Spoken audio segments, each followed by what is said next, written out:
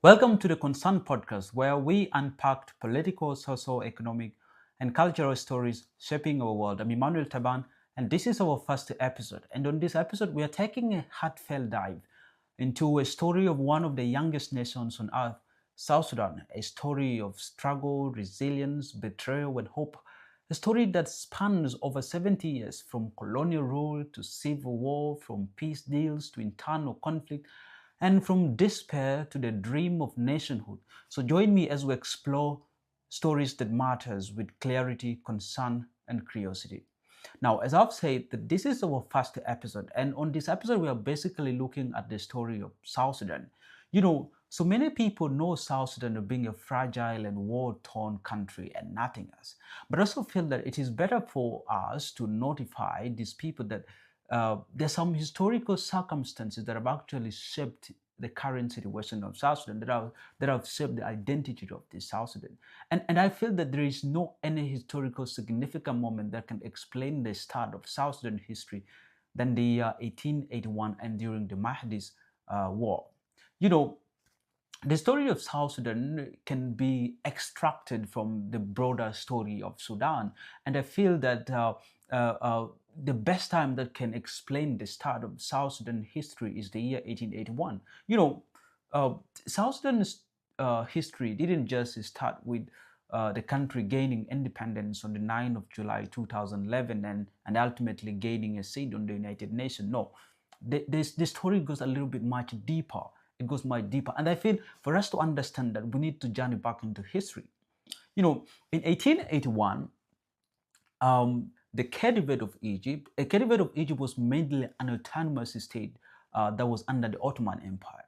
So in 1881, the Khedivate of Egypt went into war with the Mahdi Sudanese. And the major reason for that war was they were fighting over control of Sudan. So the Khedivate of Egypt went and fought the Mahdi Sudan or the Mahdi Sudanese. But in 1881, the Mahdi Sudanese defeated the Egyptians and they went and ruled Sudan.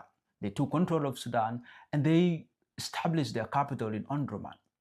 And the Mahdi Sudanese led the Sudan from 1881 until 1898. So in 1898, the Egyptians felt embarrassed and therefore they would want to go and revenge against the Mahdi Sudanese.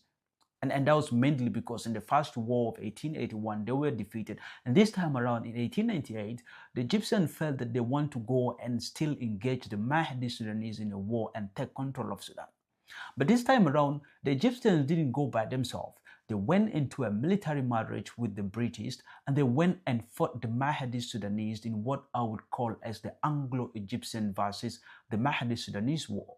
So the British went into collaboration with the Egyptians and they went and fought the Mahdi Sudan or the Mahdi Sudanese in 1898. So because of that military alliance, I believe that it helped the Egyptians so much. And therefore, in 1898, the Mahdi Sudanese were defeated by the Anglo-Egyptian collaboration. So the Egyptians and the British, they defeated the Mahdi Sudan and the Mahdi Sudan state collapsed and the British established their own rule. From 1899, subsequently, the British and the Egyptians, through what was called as the Anglo-Egyptian Condominium Agreement, established a joint rule called the Anglo-Egyptian rule or the condominium rule in Sudan. So the condominium rule was mainly a joint rule by the British and the Egyptians where they took over the sovereignty of Sudan. They imposed their own policies, their own rules on the Sudanese people. So literally they were acting as the colonizers for the Sudanese people. And that was in 1899. So the Anglo-Egyptian rule or the condominium rule went through from 1899 until the year when the Sudanese people gained independence. That was in 1956. So in the process, when the Egyptians were imposing, the Egyptians and the British were imposing their rule on the Sudanese people, of course, in the aftermath of the World War II, that was after the World War II, there were so many popular calls for decolonization across the world. And that pressure was mainly inserted by the superpowers that emerged after the World War II. So the superpowers and all other countries, they called for decolonization and simply they were asking for those countries that were still controlling other countries to leave and give those countries independence. And the British and the Egyptians were no exceptional. There was also a pressure that was being inserted to the British and the Egyptians to leave the Sudanese people to handle their own affairs. And therefore, there were so many reasons, not only the pressure after the World War II that actually led the British and the Egyptians get the Sudanese people independence, but there were also other many factors. For instance, after World War II, there was so much rise in nationalism in Sudan. The Sudanese people feel they need to actually handle their own affairs. They don't need the Egyptians or the British to act on their behalf. But also in Egypt, Egypt by that time was dealing with so many problems that the Egyptians feel they want to go and handle their own affairs and just leave the Sudanese affairs to the Sudanese people. For instance, in 1952, the Egyptian revolution emerged that was led by Mohammed Najib. Najib was then a resident who lives in Sudan, and when he led the Egyptian revolution, he was giving pressure so the Sudanese people can gain independence. And the Egyptian people were also dealing with their own problem that they feel they just want to handle them and leave the Sudanese affairs to the Sudanese people. So ultimately, in 1953, the Egyptians and the British agreed that they will give the Sudanese people independence.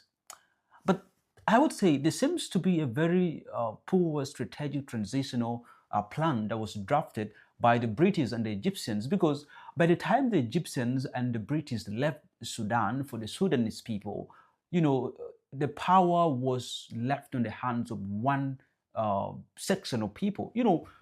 Sudan is a multiracial and multi-ethnic and multi-religious group. For instance, in Sudan, in the northern inhabitants were mainly the Sudanese Arabs, and that are Muslims, and they speak Arabic, and they're mainly they work on Islamic teachings and Islamic doctrines.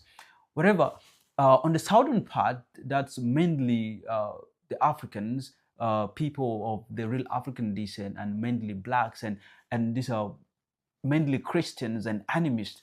And when the British and the Egyptians left Sudan in close to 1953, so the power was given to mainly the Sudanese Arabs, and that was one of the biggest blunders that I feel that the Egyptians and the British did. They didn't consider the many people that comprises the Sudan. They didn't take that into consideration. They just gave the power to the hands of the Sudanese Arabs. And in 1955, of course, before Sudan gained independence, before Sudan was declared an independent state in 1956, in 1955, there was already some uncomfortable feeling by the Sudanese that are on the southern part of Sudan. They feel that the Sudanese Arabs, who power was left on them, were in most cases neglecting the people of the southern part of Sudan and sidelining them. So in 1955, and because of this kind of incompatibility, that the people of the southern Sudan feel uncomfortable with how the affairs of Sudan were being handled after the Egyptians and the British left Sudan. In 1955, there were already calls for civil war in Sudan. And therefore, in 1955, one of the major factors that actually led to the first Sudanese civil war was in 1955, what I would call the Taurid Mutiny. So in 1955, mainly soldiers from the southern part of Sudan, mainly from the Equatorial Corps, they rebelled against the Sudanese army officers. They rebelled because, one, they feel that they are being neglected, that they are not equally treated as the law stipulates, and in most cases, the Sudanese Arabs were mistreating them. And therefore, in 1955, the soldiers from the southern part of Sudan and the Equatorial Corps, they rebelled against the Sudanese people.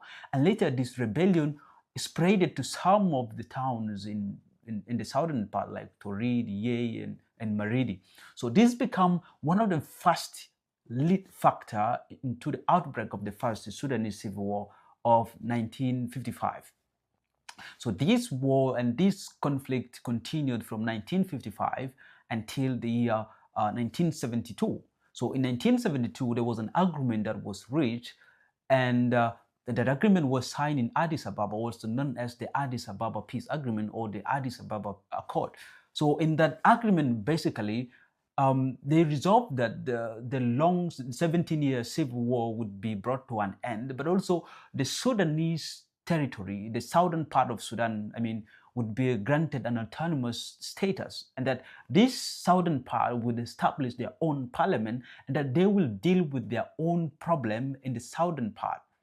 But also, they established some ways on how to share resources and other issues that were of discussion of that time.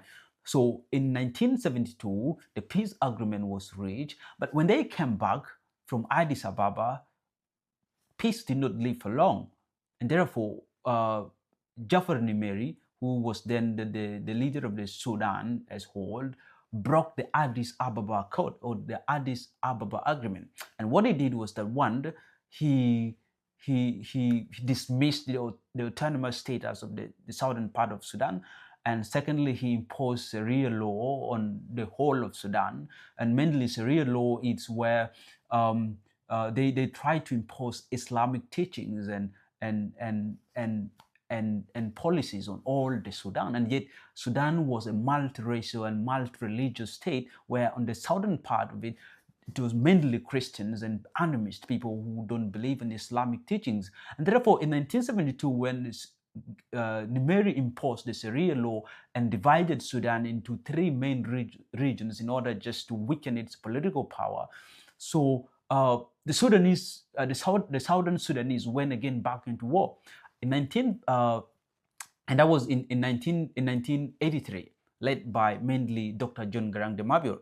So in 1983, the Sudanese people went into a civil war, and that civil war was mainly by the Sudanese Arabs and the inhabitants of the southern part of Sudan, and that was mainly because there seems to be a continuous mistreatment of the southern people of Sudan. There no infrastructures, no better schools, and above all, the Sudanese Arabs were trying to impose their laws on the whole of Sudan, yet Sudan is a multiracial and multi-religious state that people ought to be given all respect based on their religions and ethnicity and whatsoever differences. But the Sudanese Arabs seems to have just paid deaf ear on all these differences. So in 1983, the Sudanese went again into another phase of civil war. This time around, it was led by Dr. John Garang de Mabur. So they went into war. So when they fought in this war, in 1983, the war continued, and so many people died, and so many infrastructures destroyed. But in 1983, when this war continued for a period of more than 20 years, in 2005, fortunately, an agreement was reached. So the agreement was signed in Addis Ababa, which was a comprehensive peace agreement, or the Naivasha agreement in 2005. And in that agreement, they resolved that the Sudanese would be given a period of 6 years to prepare for a referendum. And there are so many other issues that were solved during the Addis Ababa, during the Naivasha agreement, or the comprehensive peace agreement that was held in Kenya. And one of them is that the Sudanese people would be given, the southern people of Sudan will be given the opportunity to decide whether they want to be part of the broader Sudan or they want to be an independent state. And in 2011, fortunately, when the referendum was held, majority of the southern people of Sudan voted for secession. That means they rather want to be an independent state and handle their own affairs than being generally a Sudan. In 2011, they went for the referendum, and over 98.9% of the people voted for secession. They voted to be an independent state. In 2011, July 9, the Sudanese people, or the southern part of Sudan, was declared an independent part called South Sudan, the Republic of South Sudan, on July 9, 2011. And therefore, so many people felt that maybe in 2011, the country has just like ended every kind of struggle and indifferences but unfortunately, just 3 years after independence, or less than that, in fact, just 2 years after independence in 2013, the southern part of Sudan again went into another civil war itself, internal conflict. This time around, it's not because they were being treated unfairly by the Sudanese Arabs, or it's not because the British and the Egyptians are still imposing their own issues. This time around, it is the southern people of Sudan themselves, the southern Sudanese themselves fighting amongst themselves. And the main reason where there was a civil war in 2013 in South Sudan was mainly because the president of the Republic of South Sudan then, President Salva Kiir Mayardit, who took over power from Dr. John Garang Damavi when he died in a plane crash, he leaked some secret that there was a kind of plot where his vice president and all other members of the executive were trying to plot a coup against him. And therefore, after leaking the secret, Salva Kiir Mayardit went on and he made a decree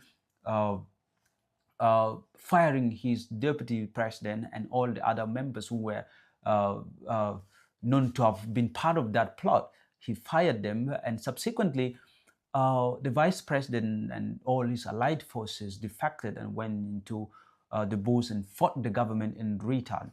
In 2014, early, a peace agreement was they tried to reach an agreement, but it couldn't last.